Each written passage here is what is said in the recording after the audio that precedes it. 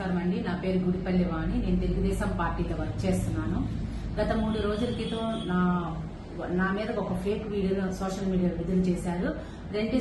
మా నసీరామ్ అన్నగారితో నేను సంభాషణ చేస్తున్నట్టు ఒక మార్ఫింగ్ వీడియోని సోషల్ మీడియాలో చేయడం జరిగింది. అది అవాస్తవం. ఎప్పుడైతే నా దగ్గరికి ఆ విషయాన్ని తెలుసుకోగానే నేను కొత్తపేట పోలీస్ స్టేషన్ లో ఫిర్యాదు చేయడం కూడా జరిగింది. ఇందుకు చేసినటువంటి ఎవరిని కూడా మేము చట్టపరంగా శిక్ష పడే విధంగానే ముందుకు వెళ్తాము. రాష్ట్రంలో జరిగేటువంటి వైసీపీ పలు విషయాల్లో అడ్డంగా దొరికిపోయింది. దానికి అదంతా విషయాన్ని డైవర్ట్ చేసుకుని ఒక బీసీ మహిళ నా మీద బురద చల్లి దీన్ని నన్ను ఒక పావుగా వాడారని, నన్ను నా రాజకీయ ఎదుగుదలను కూడా తట్టుకోలేక చేయించారని చెప్పి స్పష్టంగా తెలిసింది. ఈ వీడియో ఈ ట్రోల్ అయినటువంటి వీడియో పూర్తిగా అవాస్తవమైనది.